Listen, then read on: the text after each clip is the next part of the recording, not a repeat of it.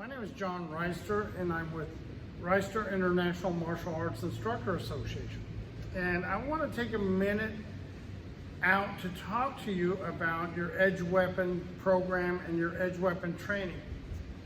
And there are several things that I'd like to discuss, and I'll try to keep it as brief as possible because I know the attention span is very difficult to keep. So let's just start with what are you practicing when you're doing your solo training, for instance. I see a lot of people, many people, the vast majority of people are practicing. They take the knife and they do a pattern, right? Whatever that pattern is, they have a pattern they like to do, right? And they're using these kinds of thrusts and backhand slashes and using the checking hand, okay? And that looks really cool. My fear is that you possibly don't understand those motions and that you're doing them with energy that might not be appropriate, okay? I'm not saying it's wrong. What you're doing is a solo drill in the air, and you cannot fail unless you just cut yourself, right, by accident. However, when you are applying some of these patterns to a target, you might find the way that you are doing those motions in the air will cause you problems. You may lose your weapon, okay? You may end up with the weapon in a position where you can't use the next move. For instance, if my movement is slash or thrust slash thrust slash thrust slash slash thrust, when I do this thrust, there's a good chance that weapon may stick, okay? So when you try to do the next motion, it might not budge. And you may even disarm yourself, you'll find, if you just strike a target. And I ask this of this company, these people have they something tactical, and I ask the simple question, you know, how does the knife feel in your hand when you stab something with it, something of substance? And the gentleman insulted me and said, what do you mean by that? That's a stupid question. So you're demonstrating and illustrating how good a knife is, but you're not willing to use that weapon in a way that is actually functional, okay? So you're not stabbing anything, even, you know, a soft target. Therefore, you're not gonna find out the effectiveness and functionality of the weapon, no matter how good it feels while you're doing these things in the air, no matter how quickly you can open it and take it out of your pocket and then close it back up and hide it again. That really is irrelevant if you cannot hold the weapon in your hand and make contact with a soft, medium, and hard target, okay? You should do that. I experimented with that with my students.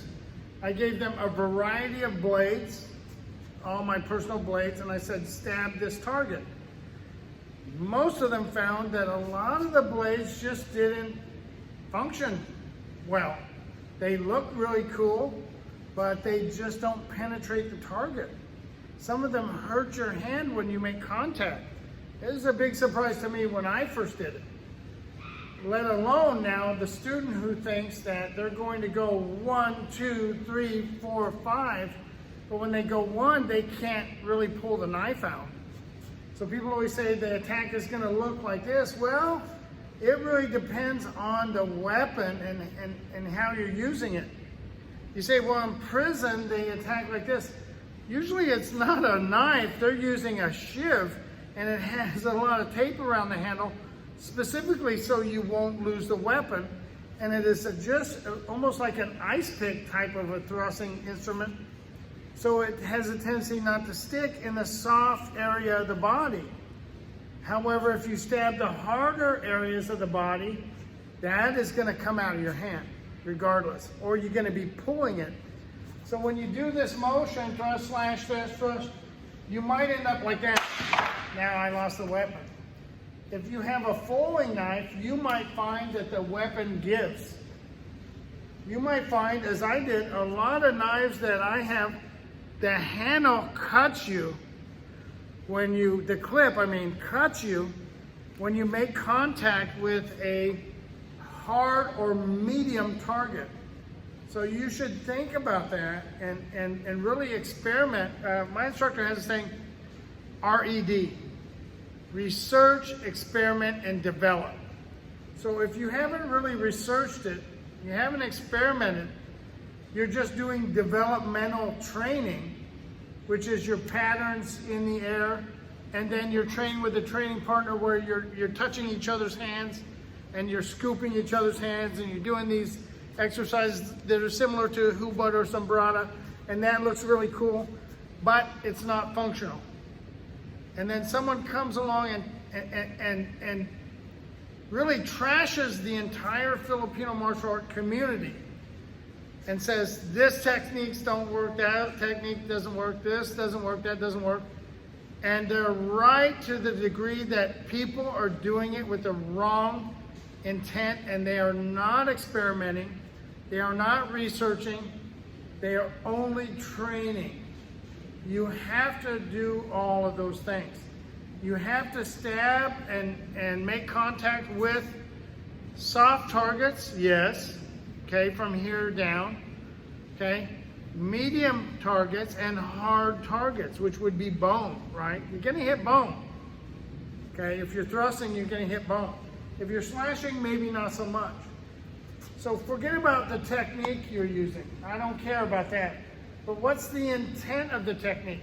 If you're going to use a cut like that at someone's neck, if you land in an area where you're going to make contact with the structure of the spine, you're going to have a really bad problem. You're going to be shocked of what happens. Now, you can't go around stabbing people, but you can supplement. You can find things to stab that will resemble, okay? Some people, they would use a side of beef or chicken or some animal, roadkill, whatever. That's messy, but it's valuable. Other people will use other things like, I use like an archery target that is stuffed with rags, then an archery target that is more solid, and then I have a throwing target, which is actually wood. So I throw weapons, okay? So I can use that to represent a hard target.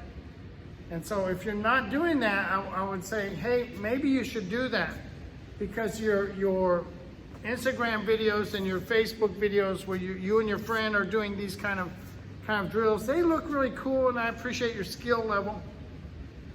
Your skill level may even be elite, but I don't know about how much you have the ability to function in contact with a moving target, and a target that also has intent. And a lot of the exercises you're doing are really exchanges. A Hubud is an exchange. A Sombrada is an exchange. It's I allow, you allow. I allow, you allow. I allow, you allow. This becomes habit forming. Just like attacking and sparring after the hand. Sparring after the hand is habit forming, and it's going to get you killed. It will get you killed. Unless you're fighting a guy from another system who also has that addiction, or you're fighting someone who's just terrible. But if you're dealing with someone who's experienced and aggressive, and you're doing that kind of thing or expect that kind of thing to work, trust me, it won't. And I have done all the things that I'm telling you right now that I would refrain from. I started training in FMA in 1986. So I've been through many evolutions in my training, and what I'm doing now is trying to reach out to you who may be new to Filipino martial arts, don't develop the bad habits, and those of you that are teaching especially, don't give your students bad habits. Don't impose on them an art that cannot function in the real world. Do a little bit, and don't tell me you spar. It's not the same thing. Okay, really, it's completely not the same thing. I can prove it to you over and over again. It is not the same thing, not even close. It will test skill, but it won't test will, okay? It doesn't matter how fast you are and how clean your techniques are if you don't want to insert the blade into a human, if you don't want to cut a human being. It doesn't matter what kind of car you have. If you're not willing to drive it at the very edge of its limits, you're not going to win a race. That's why rented cars are the best cars.